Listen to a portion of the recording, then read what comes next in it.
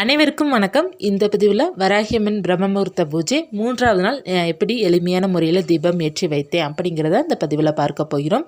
தினமும் தலை குளிக்கணுமா, நம்ம தினமும் திரியவும் எண்ணெயும் மாற்றணுமா பிரம்மமுகூர்த்த பூஜை செய்யும்போது அப்படிங்கிறத இந்த பதிவில் பார்க்கலாம். பிரம்மமுகூர்த்த பூஜை செய்யும்போது வெளியில் நம்ம தெளித்து கோலம் போட முடியல அப்படின்னா பூஜையில் மட்டும் கோலம் போட்டு நம்ம தீபம் ஏற்றி வைத்தால் போதும்.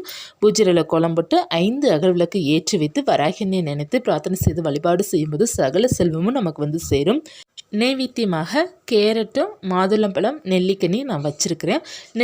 நெல்லிக்கனி வைப்பது ரொம்ப சிறப்பானது, நமக்கு லக்ஷ்மி கடாட்சத்தை கொடுக்கும். நெல்லிக்கனியும் மாதுளம்பழமும் வராகியன்னைக்கு உகந்தது.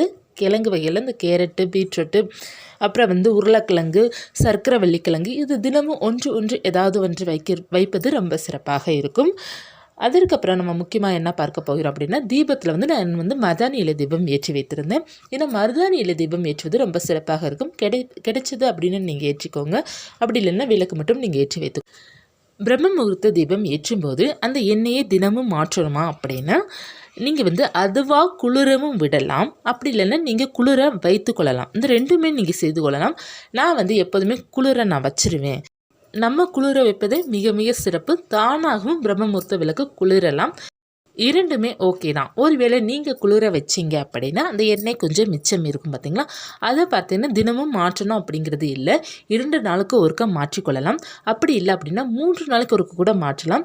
அதில் ஏதாவது கருப்பு இந்த மாதிரி பட்டுச்சு அப்படின்னா, நமக்கு கொஞ்சம் தூசு உலகம் பார்த்தீங்களா, அதே மாதிரி பட்டுச்சு அப்படின்னா மட்டும் எண்ணெய் மாற்றிக்கோங்க. மற்றபடி நீங்கள் 2 நாளைக்கு ஒருக்கா 3 நாளைக்கு ஒருக்கா தாராளமாக மேலே மேலே ஊற்றி நீங்கள் தீபம் ஏற்றலாம். திரி முடிஞ்சால் தினமும் மாற்றலாம், அப்படி இல்லைன்னா 2 நாளைக்கு ஒருக்கையாவது மாற்றிக்கோங்க. அதற்கப்புறம் அந்த திரியை கொண்டு போகாதீங்க, ஏன்னா ரொம்ப அது கருப்படிஞ்சிடும். அல்லது நீங்கள் சிசரை வச்சு அந்த கருப்பாக இருக்கிற இடத்துல மட்டும் கட் பண்ணி விட்டுக்கோங்க. இப்போ நீளமாக திரி இருக்குது அப்படின்னா அந்த இடத்த கட் பண்ணி விட்டுக்கோங்க. அப்படி இல்லைன்னா 2 நாளைக்கு ஒருக்கா திரியை மாற்றிடலாம். முடிஞ்சால் தினமும் மாற்றுவது கூட சிறப்பு தான், உங்களுடைய விருப்பம். நம்ம தினமும் கட்டாயமாக மாற்றணும் அப்படிங்கிறதுலாம் இல்லை, மாற்றுவது நல்லது அவ்வளோதானே தவிர, மாற்றினாலும் மாற்றிக்கலாம். அப்படி இல்லைன்னா 2 நாளுக்கு ஒருக்கையாவது மாற்றுவதே போதும்.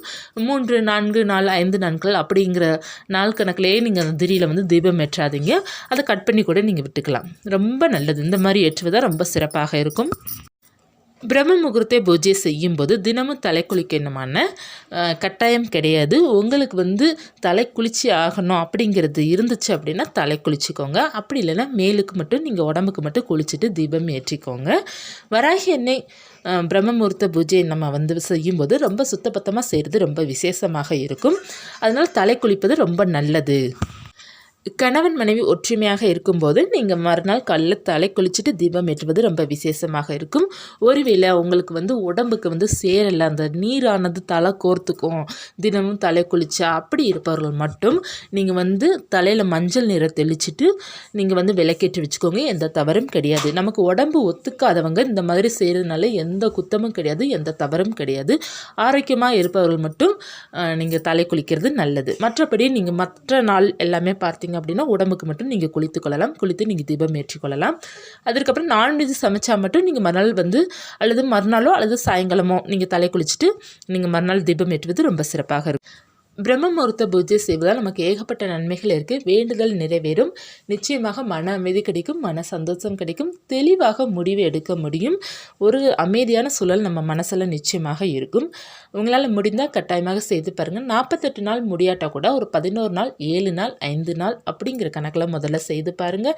அது உங்களுக்கு ஓகேவாக இருந்துச்சுன்னா நீங்கள் அடுத்த 48 நாட்கள் செய்யலாம். இந்த பதிவு உங்களுக்கு உபயோகமாக இருந்துச்சுன்னா லைக் பண்ணுங்கள். மீண்டும் ஒரு ஆன்மீகத்தோடு உங்களை சந்திக்கிறேன். நன்றி.